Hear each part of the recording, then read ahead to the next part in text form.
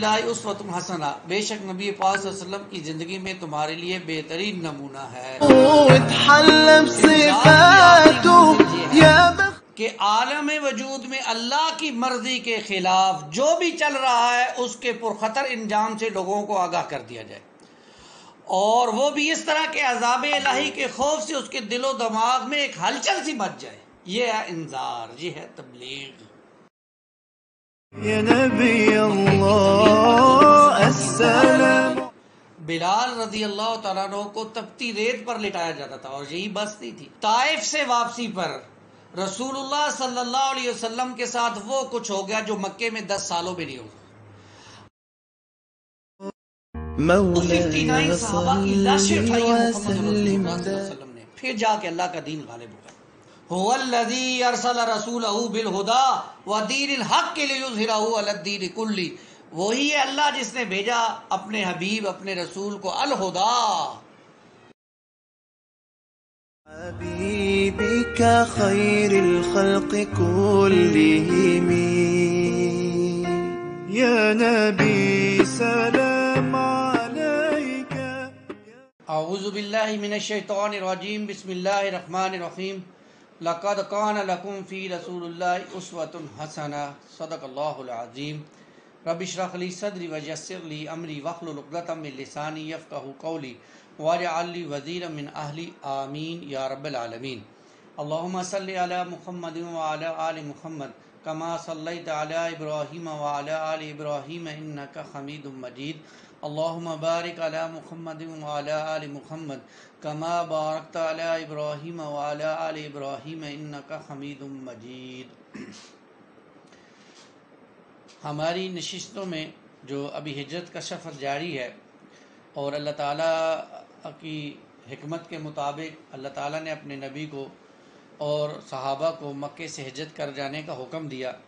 عقبہ کی اس دوسری بیعت کے بعد عام مسلمانوں نے تو مدینے کی طرف ہجرت شروع کر دی تھی، جبکہ بعض صحابہ اس سے پہلے ہجرت کر چکے تھے، اور رسول اللہ صلی اللہ علیہ وسلم کو بھی مسلمانوں کو دارالہجرت دکھایا جا چکا تھا، اور آپ صلی اللہ علیہ وسلم ان کو اس کی خبر بھی دے چکے تھے، صحابہ کو بتا چکے تھے۔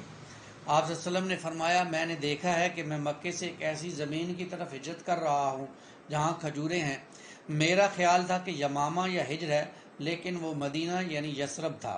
ایک اور روایت میں یہ بات بھی ملتی ہے کہ مجھے تمہارا دارالہجرت دکھلایا گیا، اور 2 ہرو لاوے کی چٹانوں کے درمیان ایک نشیبی زمین ہے، اب وہ یا تو ہجر ہے یا یثرب ہے۔ سب سے پہلے مہاجر جو تھے وہ ام سلمہ کے شوہر ابو سلمہ مخزومی رضی اللہ تعالیٰ عنہ ہیں۔ وہ بیوی بچے کے ساتھ نکلے، لیکن بیوی کو اس کی قوم نے روک لیا، اور بچے کو ابو سلمہ کے گھر والوں نے ماں سے چھین لیا، اور ابو سلمہ مدینے تنہا پہنچے۔ یہ بیعت عقبہ سے کوئی 1 سال پہلے کا واقعہ ہے۔ پھر کوئی سال بھر بعد ان لوگوں نے بیوی کو چھوڑا تو وہ ابو سلمہ سے جا کر ملی۔ ابو سلمہ کے بعد عامر بن ربیعہ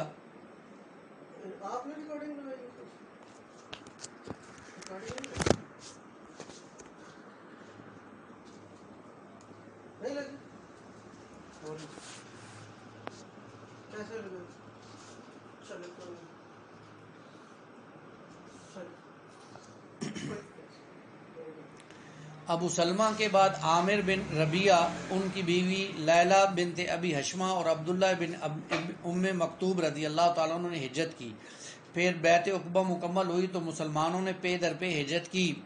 یہ لوگ قریش کے ڈر سے چپ کے نکلتے تھے، یہاں تک کہ سیدنا عمر بن خطاب نے ہجرت کی۔ وہ قریش کو چیلنج دیتے ہوئے ببانگ دہل نکلے، لیکن کسی کو ان کے سامنے آنے کی جرت نہ ہوئی۔ وہ 20 صحابہ کے ساتھ مدینے تشریف لے گئے۔ غرض سارے مسلمانوں نے مدینے ہجرت کی۔ مہاجرین حبشہ بھی مدینے میں آ گئے۔ مکہ میں صرف ابو بکر رضی اللہ تعالیٰ عنہ، سیدنا علی، سیدنا صہیب اور سیدنا بن حارثہ بن زید باقی رہ گئے، یا پھر وہ کمزور مسلمان جو ہجرت کی طاقت نہیں رکھتے تھے۔ پھر حضرت ابو بکر نے بھی ہجرت کا قصد کیا، مگر نبی پاک صلی اللہ علیہ وسلم نے فرمایا، ذرا رکے رہو، توقع ہے کہ مجھے بھی اجازت دے دی جائے گی۔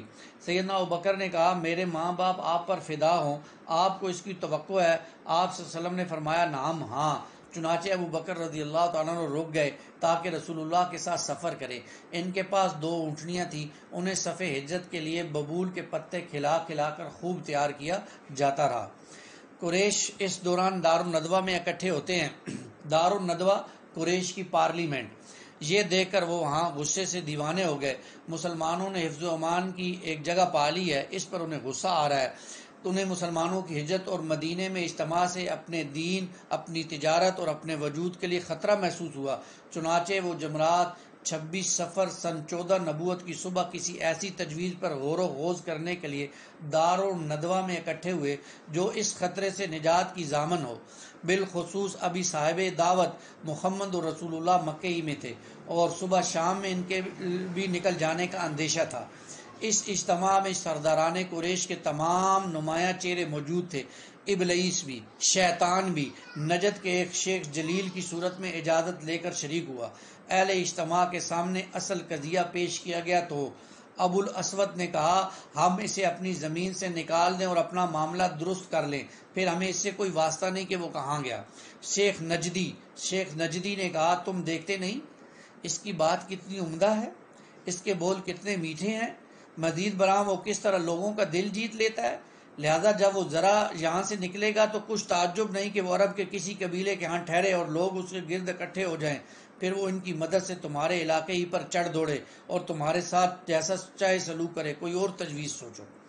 اس پر ایک اور شخص نے کہا ان کو قید کر دو، باہر سے دروازہ بند کر دو یہاں تک کہ اس کا وہی انجام ہو جو اس سے پہلے موت کی شکل میں دوسرے شعراء کا ہو چکا ہے۔ شیخ نجدی یعنی شیطان نے کہا واللہ اگر تم لوگوں نے اسے قید کر دیا تو یہ بات اس کے ساتھیوں تک ضرور پہنچ جائے گی اور وہ اسے اپنے باپ اور بیٹوں سے بھی بڑھ کر مانتے ہیں، لہذا کچھ بعید نہیں کہ وہ دعویٰ بول دیں اور اس کو تمہارے قبضے سے نکال لے جائیں، پھر اس کی مدد سے اپنی تعداد بڑھا کر تمہیں مغلوب کر لیں، لہذا یہ بھی گل چنگی نہیں، کوئی اور گل سوچو۔ اب طاغوت اکبر ابو جہل نے کہا اس کے بارے میں میری ایک رائے ہے، میں دیکھتا ہوں کہ اب تم لوگ اس پر نہیں پہنچ سکتے۔ وہ رائے یہ ہے کہ ہم ہر قبیلے سے ایک ایک فرد کو اکٹھا کریں جو سارے مضبوط اور نوجوان اور بانکا انسان ہو، پھر وہ ہر ایک کو ہم ایک نیزہ اور تلوار دیں، اس کے بعد سب کے سب اس شخص کا رخ کریں یعنی محمد رسول اللہ کا، اور ایک ہی بار میں ان کے اوپر حملہ کر دیں اور قتل کر دیں جیسے ایک ہی آدمی نے تلوار ماری ہو، اس طرح اس کے خون سارے قبائل پر بکھر جائے گا اور ہم کہیں گے کہ قاتل کا کیونکہ معلوم نہیں ہو رہا اس لیے دیت لے لو، اور دیت پر یہ لوگ مجبوراً راضی ہو جائیں گے۔ شیخ نجدی نے کہا یعنی ابلیس نے کہا، شیطان نے کہا یہ ہے وہ بات جو اس جوان نے کہی ہے، رائے ہے تو یہی ہے، یہی صحیح بات ہے۔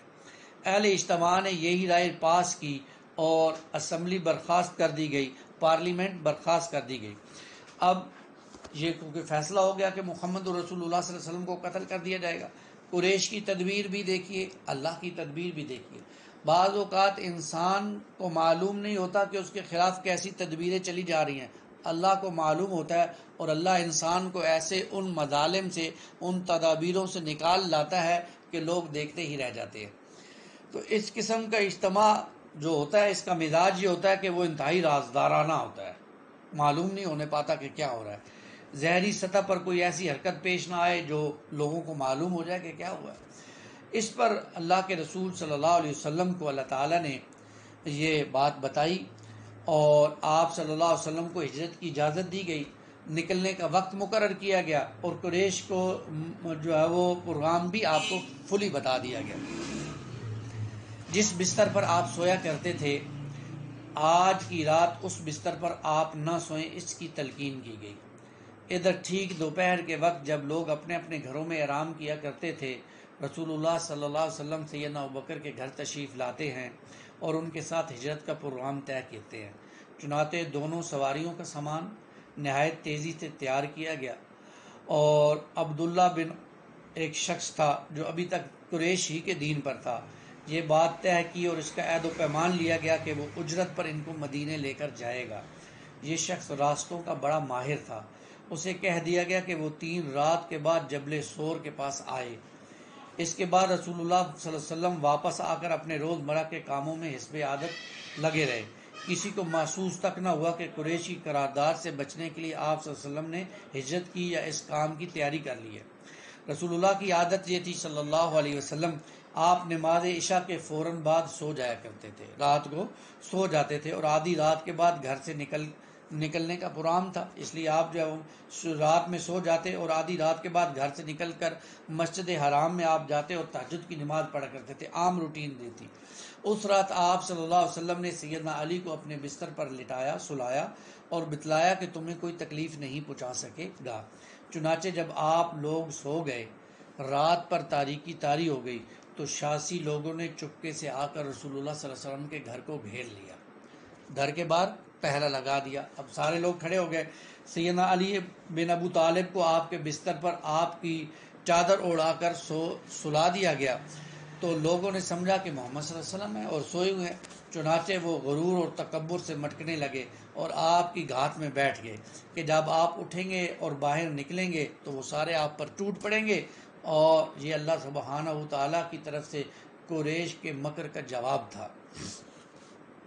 رسول اللہ صلی اللہ علیہ وسلم اب اپنا گھر چھوڑتے ہیں، اسی حالت میں جب یہ لوگ آپ کے گھر کے باہر ہیں، باہر تشریف لائے، آپ نے یہ آیت تلاوت فرمائی، وَجَعَلْنَا مِن بَيْنِ أَيْدِيهِمْ سَدًّا وَمِن خَلْفِهِمْ سَدًّا فَأَغْشَيْنَاهُمْ فَهُمْ لَا يُبْصِرُونَ، ہم نے ان کے آگے بھی رکاوٹ کھڑی کر دی، ہم نے ان کے پیچھے بھی رکاوٹ کھڑی کر دی، پس ہم نے انہیں ڈھانک دیا، لہذا وہ دیکھ نہیں رہے۔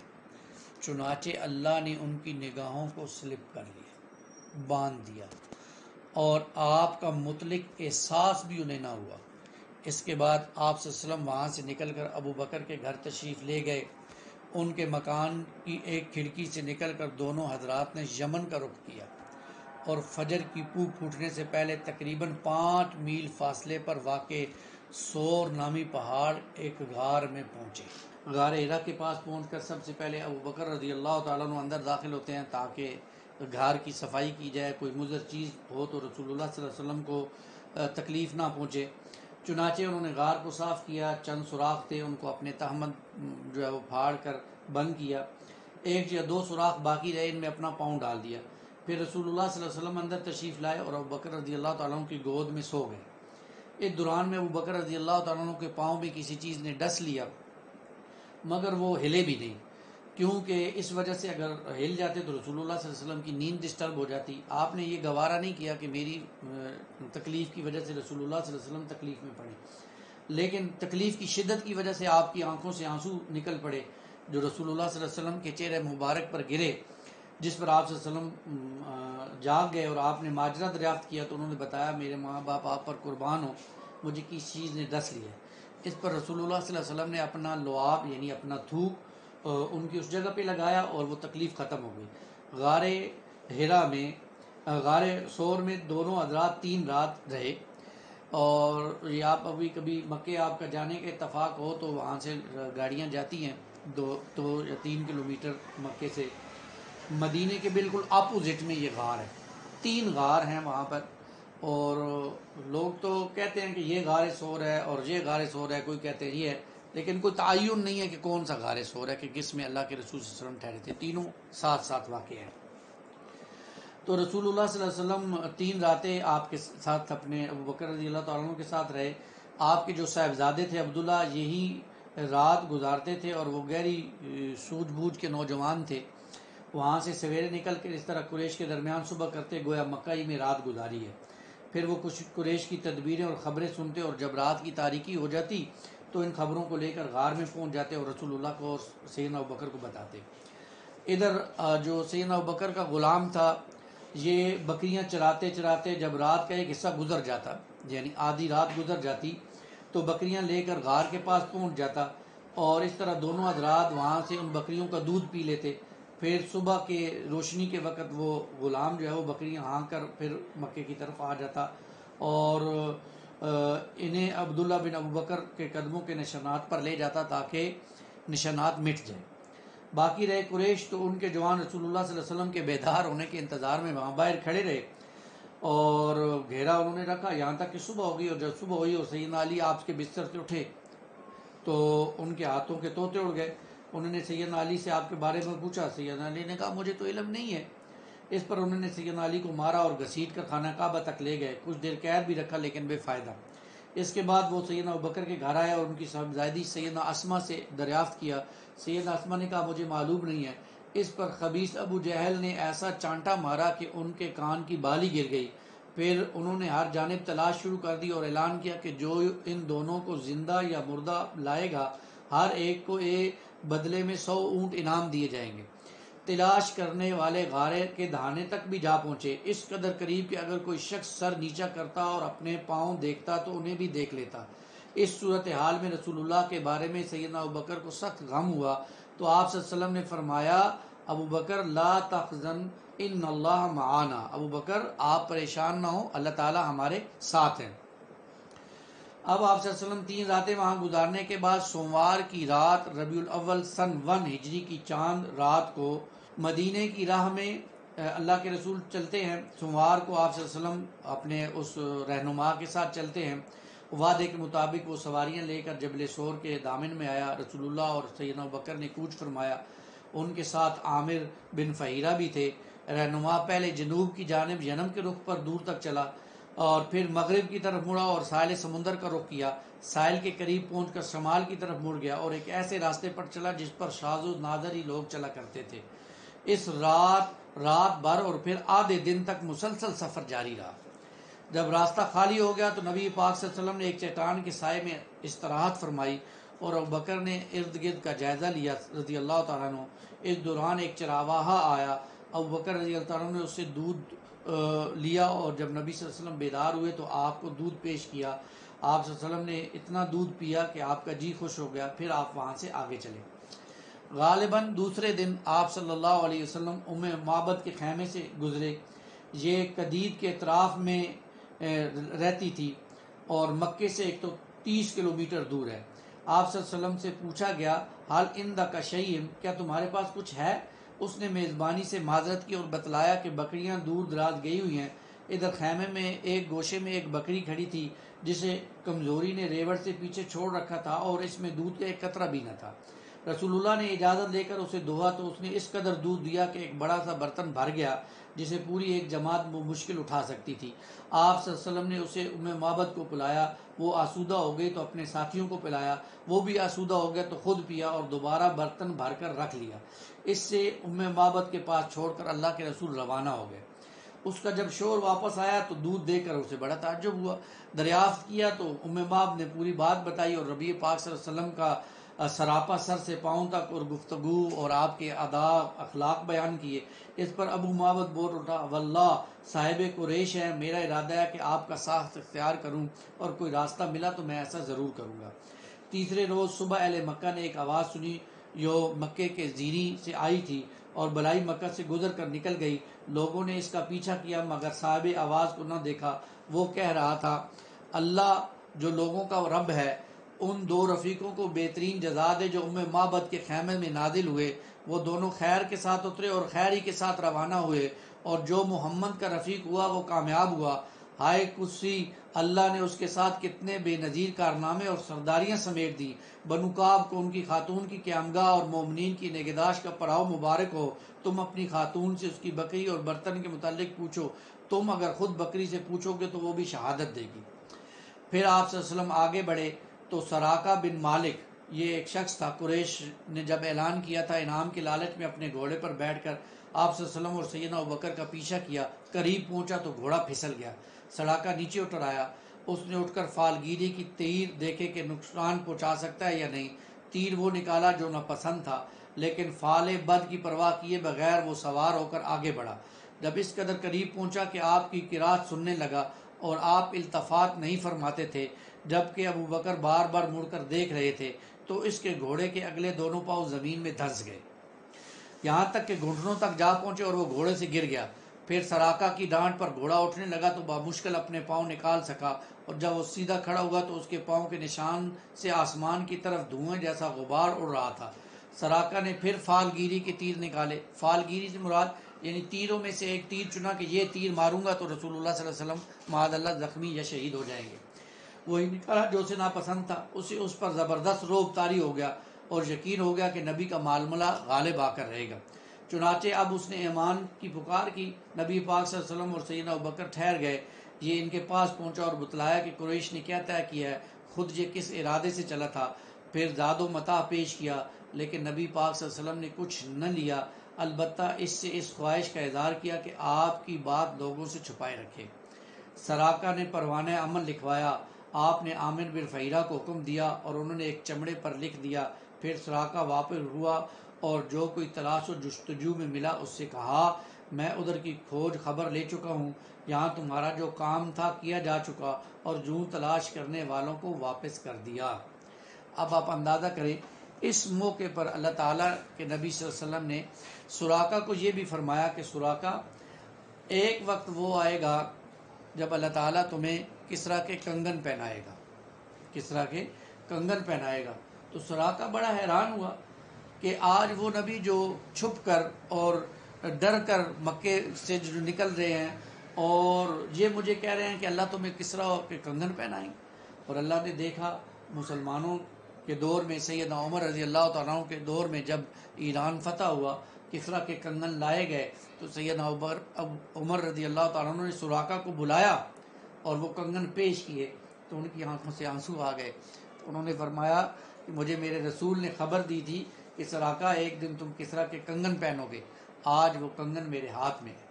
تو رسول اللہ صلی اللہ علیہ وسلم کا یہ معاملہ تھا۔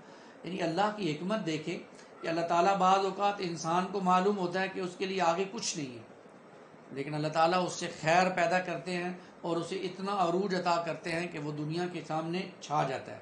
یہی معاملہ رسول اللہ صلی اللہ علیہ وسلم کا ہوا۔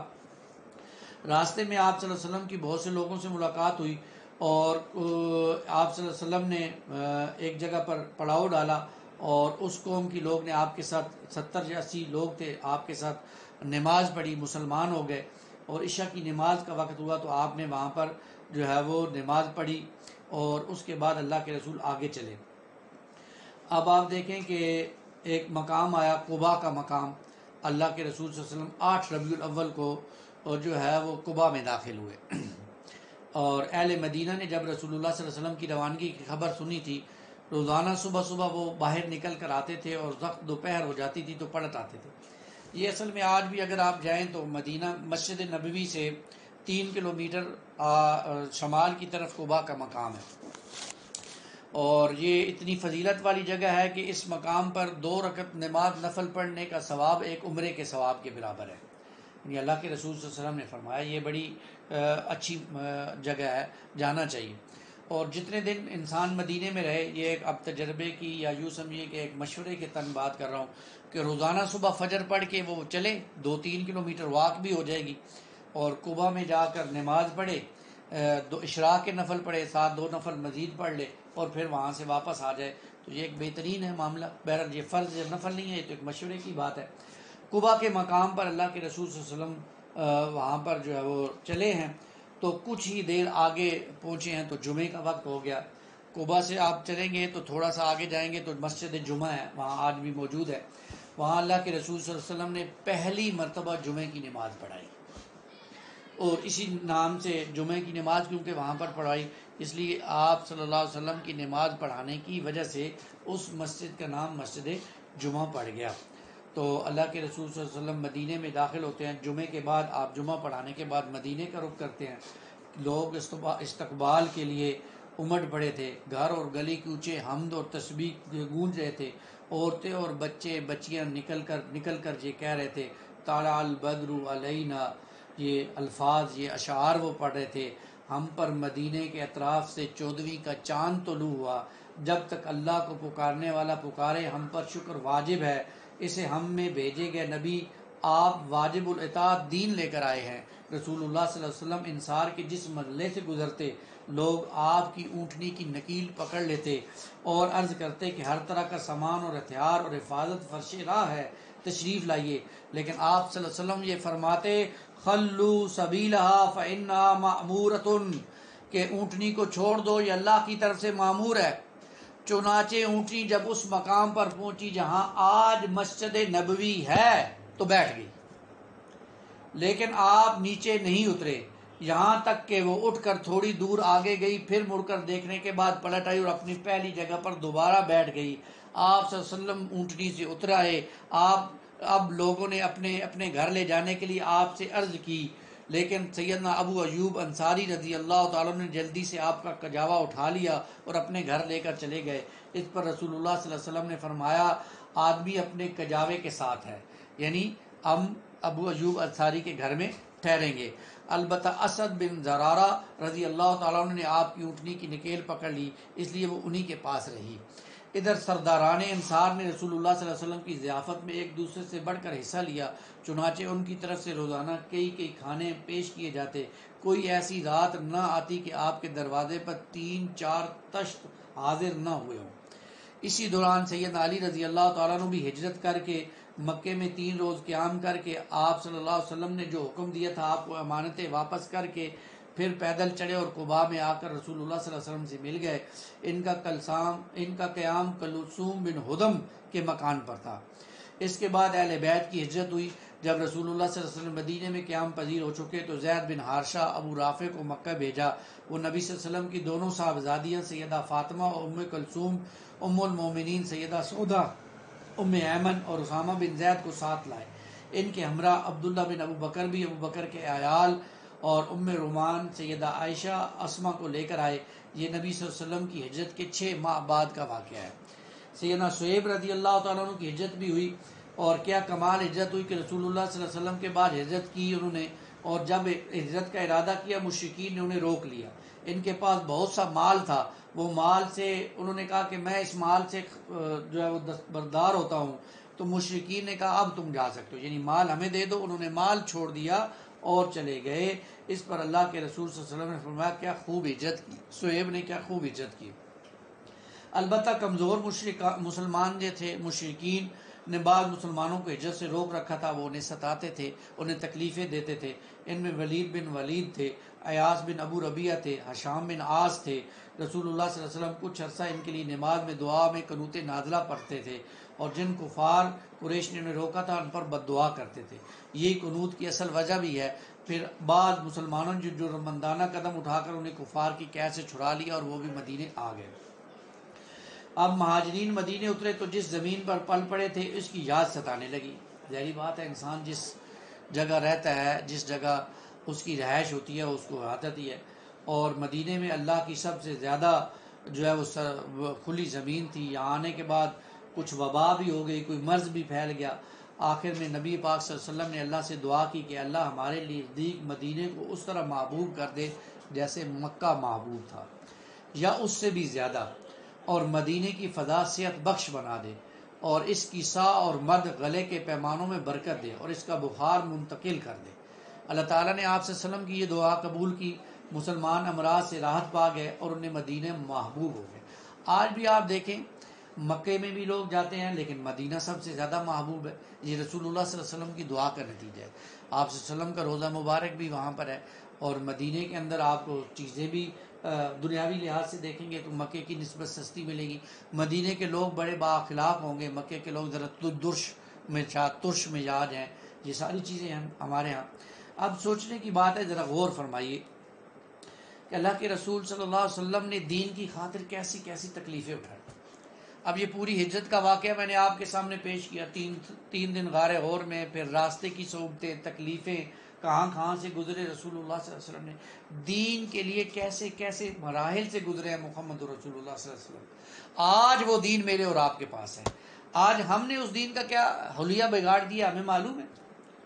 وہ دین جو نکلا تھا بڑے چھان سے وطن سے پردیس میں، آج غریب الغربا۔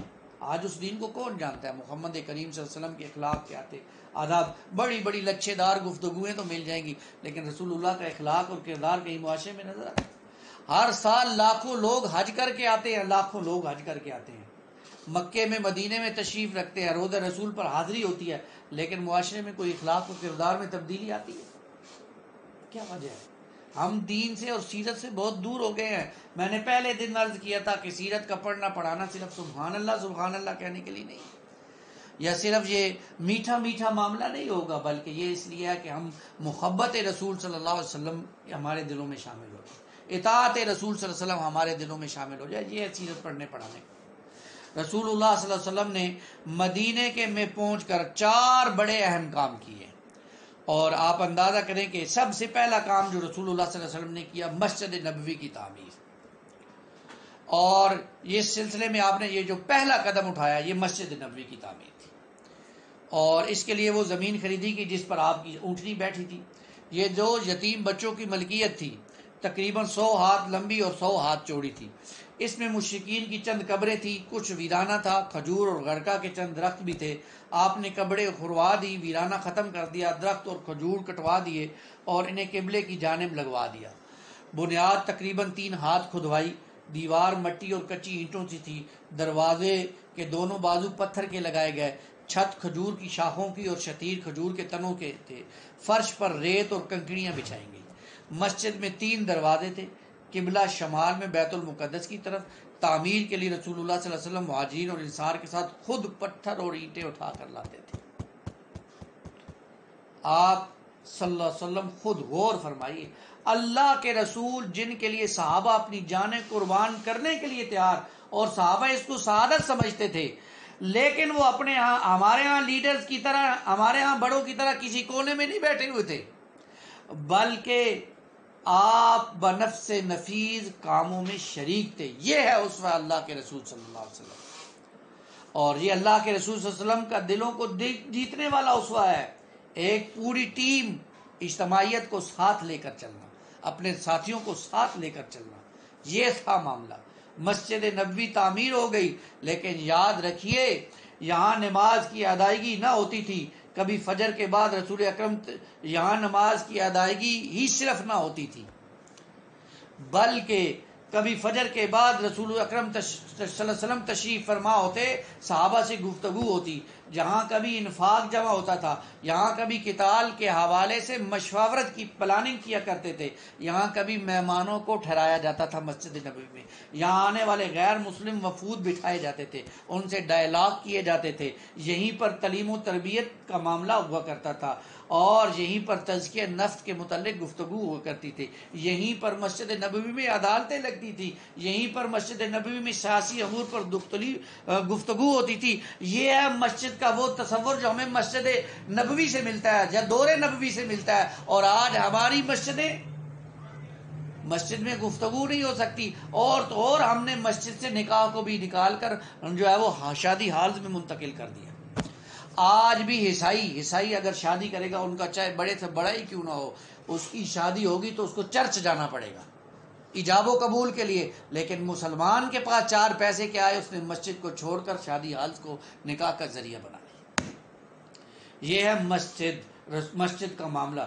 تو مسجد ایک مسلمان کی زندگی میں مسجد بہت اہم حصہ ہے، اور مسجد کے اندر یہ سارے معاملات ہوا کرتے تھے محمد رسول اللہ صلی اللہ علیہ وسلم کے دور میں۔ پھر آذان کا معاملہ آیا، اب مسلمان 5 نمازیں باجماعت ادا کرنے کے لیے حاضر ہو رہے تھے، اس کے لیے وہ وقت کا اندازہ لگاتے تھے، مگر وقت یہی تھی، دقت یہ تھی کہ کوئی بہت پہلے آ جاتا تھا، کوئی دیر سے پہنچتا تھا۔ چنانچہ نبی پاک صلی اللہ علیہ وسلم نے مسلمانوں سے مشورہ کیا اور کوئی ایسی علامت اختیار کی جائے جس سے سب کو وقت کا پتہ چل جائے۔ سیدنا عمر رضی اللہ تعالیٰ عنہ نے کہا کیوں نہ کسی آدمی کو بھیج دیا جائے جو یہ الفاظ کہ الصلاۃ جامعۃ، نماز جمع کرنے والی ہے، پکارے۔ رسول اللہ صلی اللہ علیہ وسلم نے یہ رائے قبول کی اور اس پر عمل کیا۔ پھر سیدنا عبداللہ بن زید بن یہ انصاری صحابی تھے، خواب میں اذان سنی اور آ کر رسول اللہ صلی اللہ علیہ وسلم کو خبر سنائی۔ آپ نے فرمایا انھا لرؤیا حق، یہ سچا خواب ہے، اور حکم دیا کہ وہ سیدنا بلال کو یہ کلمات سنائیں اور بلال پکارتے جائے کیونکہ ان کی آواز بلند اور سریلی ہے۔ چنانچہ سیدنا بلال رضی اللہ تعالیٰ عنہ نے آذان کہی، ان کی آواز سن کر سیدنا عمر اپنی چادر گھسیٹتے ہوئے آئے اور کہا واللہ میں نے بھی اس طرح کا خواب دیکھا ہے۔ اس سے اس خواب کی مزید تائید ہو گئی، اور اس دن سے یہ آذان اسلام کا ایک شعار بن گئی۔ یہ پہلا کام کیا محمد رسول اللہ نے، مسجد نبوی کا قیام۔ دوسرا کام کیا جو محمد رسول اللہ نے مدینے میں آ کر، وہ مہاجر اور انصار میں بھائی چارہ، اخوت، یہ جو مواخات کا رشتہ قائم کیا۔ اور یہ انصار کی بہت بڑی خوبی ہے کہ مہاجرین کو انہوں نے اپنے گھر میں نہ صرف ٹھہرایا بلکہ بہت آگے نکل گئے، اور وہ جو اللہ تعالیٰ نے قرآن مجید میں فرمایا والذین تبوؤا الدار والایمان من قبلہم یحبون من ہاجر الیہم ولا یجدون فی صدورہم حاجۃ مما اوتوا ویؤثرون علی انفسہم ولو کان بہم خصاصہ، اور وہ لوگ جنہوں نے دار ہجرت میں پہلے سے ٹھکانہ بنایا، ایمان لائے، تو جو ان کے پاس ہجرت کر کے آتا ہے اس سے محبت کرتے ہیں، اور جو کچھ انہیں دیا جائے اپنے سینوں میں ان کی ضرورت محسوس کرتے ہیں، اپنے آپ پر اور اوروں پر ترجیح دیتے ہیں، خواہ انہیں تنگ دستی کو۔ یہ تھے صحابہ، یہ تھے مسلمان۔ آج بھی مسلمان کو دیکھ لے، آج بھائی بھائی کا دشمن ہے، آج والد بچوں کا بچے والد کے دشمن ہے، آج چچا بھتیجے کا بھتیجا چچا کا دشمن ہے، آج معاشرے میں ایک دوسرے کی دشمنی ہے، ایک دوسرے کے عیب تلاش کیے جاتے ہیں، ایک تکلیف میں ہو تو دوسرے خوش ہوتے ہیں، رشتہ دار بغلیں جو ہے وہ بجاتے ہیں جب ایک رشتہ دار تکلیف میں ہوتا ہے، اس کی مدد سپورٹ کرنے کی بجائے اس کے اوپر بغلیں جو ہے وہ بجائی جاتی ہیں۔ یہ ہمارے معاشرے کا ہے، اور وہ محمد رسول اللہ کا معاشرہ تھا۔ کتنے دور ہیں ہم محمد رسول اللہ کے معاشرے سے، پھر بھی ہم عاشق رسول ہیں، پھر بھی ہم اللہ کے رسول کے ماننے والے ہیں، الحمدللہ۔ اس پر ہمیں کوئی جو ہے وہ دوسرا معاملہ نہیں ہو سکتا، لیکن صرف ماننے سے کام نہیں چلے گا، آپ کی اطاعت بھی کرنی پڑے گی، آپ کی عادات بھی اپنانی پڑے گی، آپ کا اسوہ بھی اپنانا پڑے گا۔ کیوں؟ کیونکہ اللہ نے فرمایا لَقَدْ كَانَ لَكُمْ فِي رَسُولِ اللَّهِ أُسْوَةٌ حَسَنَةٌ، اور یہ تھے صحابہ۔ پھر نبی صلی اللہ علیہ وسلم اس محبت اور ایثار کے معاملے میں ایسے ایسے معاملات آئے، آپ اندازہ کریں کہ کسی صحابی کے پاس جو گھر تھا اس نے کہا یہ آدھا گھر میرا آدھا گھر تمہارا، کسی کے پاس دکان تجارت تھی اس نے کہا آدھا سامان میرا آدھا سامان تمہارا، تقسیم کیا۔ کسی کے پاس 2 بیویاں تھیں، کہا ایک کو میں طلاق دے دیتا ہوں، عدت کے بعد اس سے تم شادی کر لو۔ کتنی قربانیاں دی۔ ایک صحابی تھے عبد الرحمن بن عوف رضی اللہ تعالیٰ عنہ، اللہ آپ کے اہل و عیال میں برکت ڈالے۔ ایک صحابی نے ان کو کہا کہ میں آپ کو آدھا مال بھی دیتا ہوں، اپنی بیویاں بھی ایک طلاق دیتا ہوں، آپ اس سے شادی کر لیں۔ تو آپ نے کہا کہ نہیں، مجھے بازار کا راستہ دکھا دو۔ انہوں نے انہیں بازار کا راستہ بتا دیا۔ وہ واپس آئے تو ان کے پاس کچھ پنیر اور کچھ گھی اور کچھ چیزیں تھیں، اور اللہ تعالیٰ نے انہوں نے مال کمایا اور ایک انصاری عورت سے شادی بھی کر لی۔ یہ معاملات ہوئے۔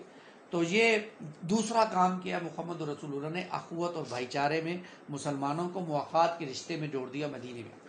تیسرا کام جو محمد رسول اللہ صلی اللہ علیہ وسلم نے کیا، وہ آپ نے امت کو اسلامی معاشرے اور اسلامی امت کی بنیاد رکھی ہے۔ جو آپ صلی اللہ علیہ وسلم نے اسلامی معاشرے میں امت کی بنیاد جو ہے وہ وہاں پہ رکھی۔ کیسے؟ آپ اندازہ کریں کہ مدینے میں جو مسلمانوں کے علاوہ جو قبائل تھے ان کے ساتھ آپ صلی اللہ علیہ وسلم نے میثاق مدینہ کر لیا۔ اب میثاق مدینہ 2 جماعتوں کے درمیان، 2 گروہوں کے درمیان ہو رہا تھا نا، ایک گروہ مسلمانوں کا تھا، ایک گروہ یہود کا تھا جو وہاں رہتے تھے دوسرے۔ ان کے ساتھ آپ نے یہ میثاق کیا اور عہد و پیمان کیا، اور یہ طے ہو گیا کہ اب مسلمان ایک علیحدہ امت ہے اور دوسرے جو قبائل ہیں وہ علیحدہ امت ہیں۔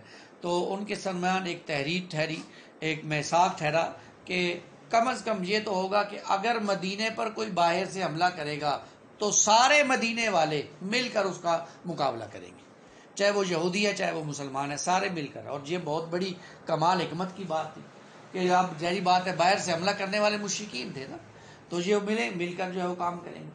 تو قریش اور یثرب کے مومنین اور مسلمین اور ان کے ماتحت ہو کر ان کے ساتھ ملنے والے اور جہاد کرنے والے اور باقیہ لوگوں سے الگ ایک امت بھی ہے،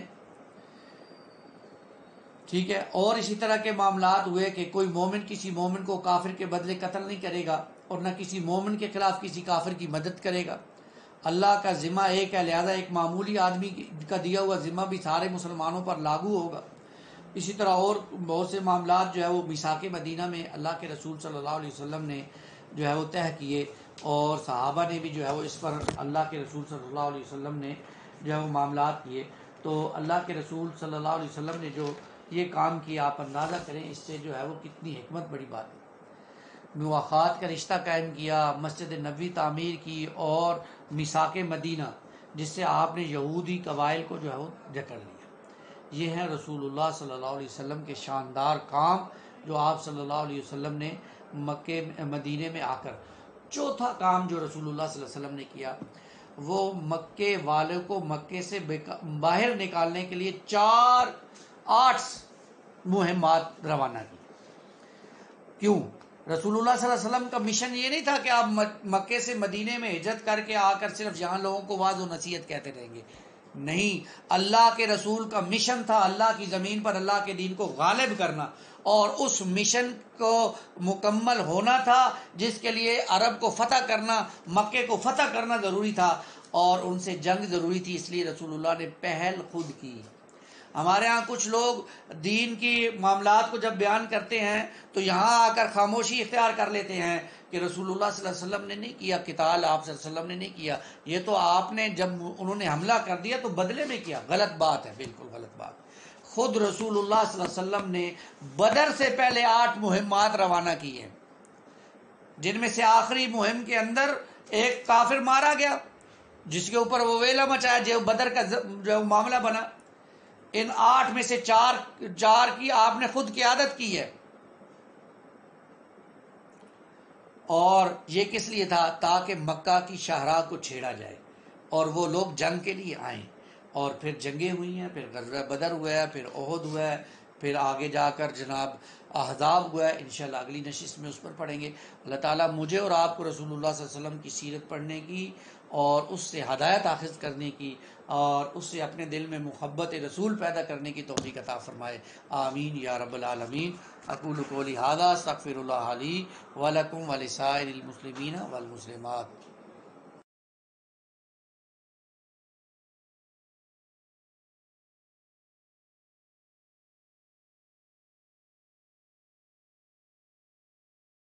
براوو کیڈٹ کالج تلگانگ،